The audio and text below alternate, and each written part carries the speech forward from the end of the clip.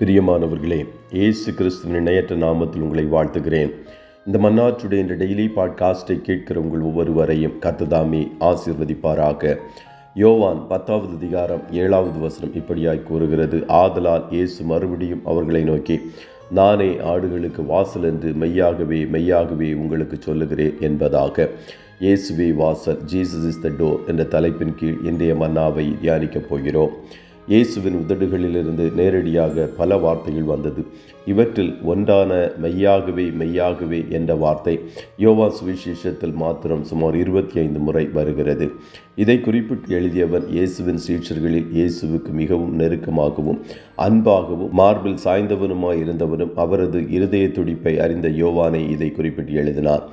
யோவான் இயேசுவுக்கு அன்பாயிருந்தான் என்று பல வசனங்கள் நிரூபிக்கிறது.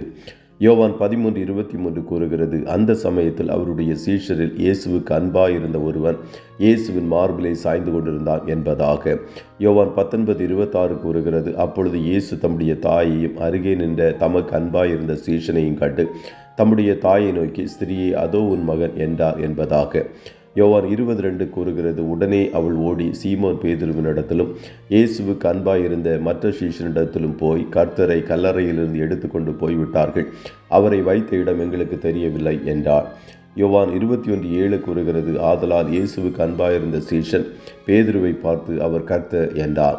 யோவான் 21:20 கூறுகிறது: பேதுரு திரும்பி பார்த்து இயேசுவுக்கு அன்பாயிருந்தவனும் ராப்போஜனம் பண்ணுகையில் அவர் மார்பிலை சாய்ந்து, ஆண்டவரே, உம்மை காட்டி கொடுக்கிறவன் யார் என்று கேட்டவனுமாகிய சீஷன் பின்னே வருகிறதை கண்டான் என்று பல வசனங்கள் யோவான் இயேசுவுக்கு அன்பாயிருந்தவன் என்று கூறுகிறது. அப்படி யோவான் குறிப்பிட்டு எழுதிய சத்தியத்தில் ஒன்றுதான், நானே ஆடுகளுக்கு வாசல் என்று மெய்யாகவே மெய்யாகவே உங்களுக்கு சொல்லுகிறேன் என்று இயேசு கூறிய வார்த்தை. இயேசுதான் நமக்கு வாசல். இயேசு கூறினார், நானே வழியும் சத்தியமும் ஜீவனுமாய் இருக்கிறேன் என்பதாக.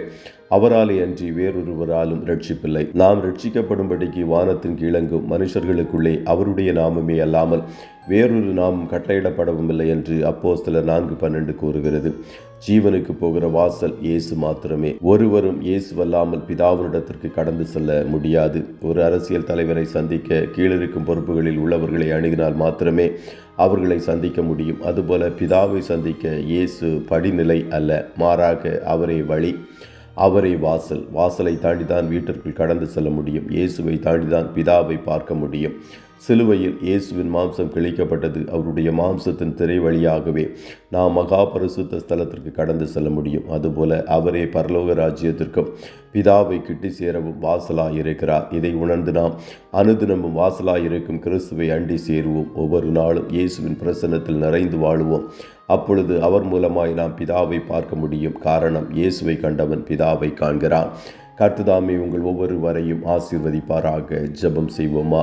நல்ல தகப்பனை, உம்மை நன்றியோடு துதிக்கிறோம். இந்த மன்னாற்றுடைய டெய்லி பாட்காஸ்டை கேட்கிற முடிய பிள்ளைகள் ஒவ்வொருவரையும் கர்த்தர் ஆசீர்வதிப்பீராக. அப்பா, வாசலாகிய மூலம் நாங்கள் அனுதினமும் பிரவேசிக்கவும் உள்ளே சென்று மேய்ச்சலை கண்டடையவும் கர்த்தர் ஒவ்வொருவருக்கும் உதவி செய்யும். உம்மாலே அன்றி ரட்சிக்கப்படுவதற்கு வேறு வழி இல்லை. உம்மாலே அன்றி பிதாவினிடத்திற்கும் தேவனுடைய ராஜ்யத்திற்கும் கடந்து செல்ல முடியாது என்பதை தெளிவாய் அறிந்தவர்களாய் ஒவ்வொரு நாளும் நாங்கள் உம்மை அண்டிக் கொள்ள கர்த்தர் உதவி செய்வீராக என்று சொல்லி ஜெபிக்கிறோம். என்று சூலமிதி சொன்னது போல, என் நேசர் கிச்சிலி மரம் போன்றவர், அவருடைய நிழலில் வாஞ்சியாய் தங்குகிறேன் என்ற வார்த்தையின்படி எப்போதும் உடைய பிரசன்னத்தில் நாங்கள் தங்கி இருக்கவும், மரியாளை போல உடைய பாதத்தில் அமருகிறவர்களாயும் காணப்பட கர்த்தர் ஒவ்வொருவருக்கும் கிருபை தாரும். இன்றைய தினம் உடைய பிள்ளைகள் கையிடுகிற வேலைகளை ஆசீர்வதியும்.